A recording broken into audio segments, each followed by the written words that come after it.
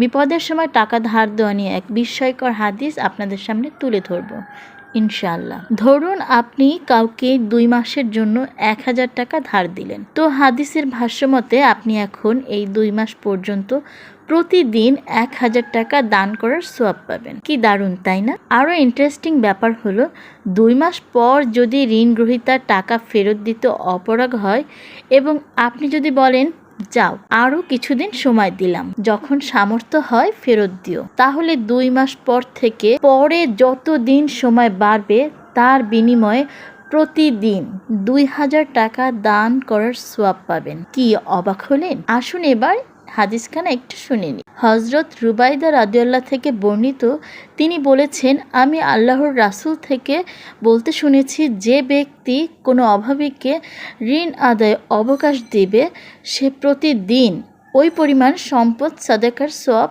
পাবে। হযরত রুবাইদা রাদিয়াল্লাহু বলেন, অতঃপর আমি আল্লাহর রাসূলকে আবারও বলতে শুনলাম, যে ব্যক্তি কোনো অভাবীকে ঋণ আদায়ের সুযোগ দিবে সে প্রতিদিন উক্ত ঋণের দ্বিগুণ পরিমাণ সম্পদ সাদাকার সওয়াব পাবে। আমি বললাম, হে আল্লাহর রাসূল, আমি আপনাকে একবার বলতে শুনলাম, যে ব্যক্তি অভাবীকে ঋণ আদায়ে অবকাশ দিবে সে প্রতিদিন ওই পরিমাণ সম্পদ সাদাকার সওয়াব পাবে। এরপর আবার বলতে শুনলাম, যে ব্যক্তি অভাবীকে ঋণ আদায়ের সুযোগ দিবে সে প্রতিদিন উক্ত ঋণের দ্বিগুণ পরিমাণ সম্পদ সাদাকার সওয়াব পাবে। এর ব্যাখ্যা কী?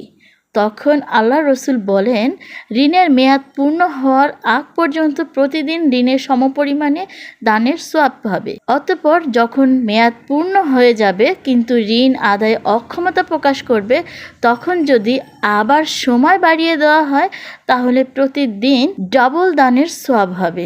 সুবহানাল্লাহ, আলহামদুলিল্লাহ। হাদিসটা সবাইকে শেয়ার করে দিবেন, যাতে করে সবাই বিপদের সময় টাকা ধার দিতে উৎসাহিত হয়।